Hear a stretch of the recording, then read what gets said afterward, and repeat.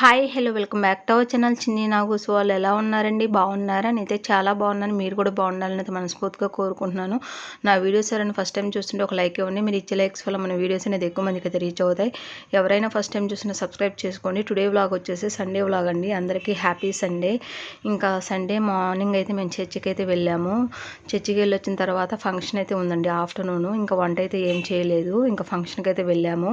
ఇంకా ఈవినింగ్ అయితే మా హస్బెండ్ అయితే చికెన్ లివర్ అయితే తీసుకొచ్చారండి. ఇంకా నేను చికెన్ మార్నింగ్ చేద్దామనేసి ఫ్రిడ్జ్లో పెట్టాను. ఇంకా చికెన్ లివర్ అయితే ఈరోజు అయితే చేశాను. చాలా అంటే చాలా బాగుందండి. నా స్టైల్లో నేను చికెన్ లివర్ ఫ్రై ఎలా చేస్తాననేది ఈరోజు వీడియోలో చూపిస్తాను. ప్రాసెస్లోకి అయితే వెళ్దాము. యాక్చువల్గా చెప్పాలి అంటే మాకు సండే అంటే భోజనం ఆఫ్టర్నూన్ లంచ్ చేయడానికి అయితే కొంచెం లేట్ అవుతుందండి. కాకపోతే ఈరోజు ఫంక్షన్ ఉంది కదా, ఇంకా మేము చర్చి నుంచి రాగానే ఫంక్షన్కి అయితే వెళ్ళాము. భోజనాలు అక్కడే కాబట్టి మాకైతే ఎటువంటి ప్రాబ్లం అయితే లేదండి. ఇంకా ఈవినింగ్ వచ్చిన తర్వాత ఇంకా నేను ఇలా లివర్ ఫ్రై అయితే చేశాను. లివర్ ఫ్రై చేసి రసం పెట్టానండి. చాలా అంటే చాలా బాగుంటుంది కాంబినేషన్. ఒకసారి అయితే ట్రై చేయండి. టేస్ట్ మాత్రం నెక్స్ట్ లెవెల్ అంటారు. కర్రీ కోసం అయితే స్టవ్ మీద అయితే కళాయి పెట్టాను. అందులోకి అయితే 50 గ్రామ్స్ అయితే ఆయిల్ వేసాను. ఆయిల్ అయితే బాగా హీట్ అవ్వాలండి. ఆయిల్ హీట్ అయింది. అందులోకి ఉల్లిపాయ ముక్కలు, పచ్చిమిరపకాయ ముక్కలు వేసుకొని అందులోకి అయితే పావు స్పూన్ అయితే పసుపు అయితే యాడ్ చేసుకోవాలి. పసుపు వేసుకొని అందులోకి రుచికి తగినంత సాల్ట్ అయితే వేసుకోవాలండి. సాల్ట్ వేస్తే మనకు ఉల్లిపాయ ముక్కలు అనేవి త్వరగా మగ్గుతాయండి. ఇక్కడ నేను సాల్ట్ అయితే వేసాను. వేసి ఉల్లిపాయ ముక్కలు అయితే మంచిగా మగ్గించుకుంటాను. మగ్గించుకున్న తర్వాత అందులోకి అయితే అల్లం వెల్లుల్లి పేస్ట్ అయితే యాడ్ చేసుకుందాము. అలాగే అందులోకి అయితే 1 స్పూన్ అయితే అల్లం వెల్లుల్లి పేస్ట్ అయితే వేశాను. అల్లం వెల్లుల్లి పేస్ట్ పచ్చివాసన పోయే వరకు అయితే వేపుకోవాలి.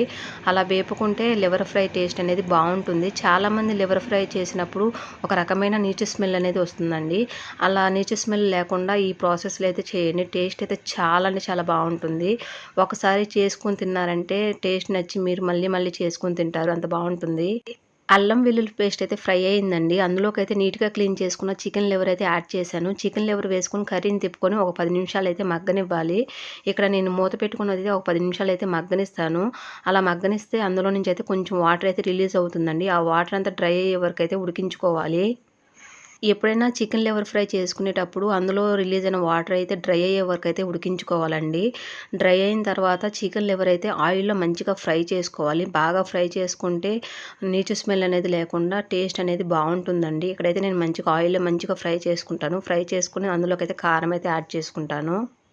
చికెన్ లివర్ అయితే ఆయిల్లో మంచిగా ఫ్రై అయిందండి. అందులోకి రుచికి తగినంత కారం అయితే యాడ్ చేసుకోవాలి. ఇక్కడైతే నేను కారం అయితే వేశాను. కారం వేసుకున్న తర్వాత కర్రీని అయితే తిప్పుకొని 2 నిమిషాలు అయితే మగ్గనివ్వాలి. అలా మగ్గనిస్తే కారంలోని పచ్చితనం పోయి టేస్ట్ అనేది బాగుంటుంది.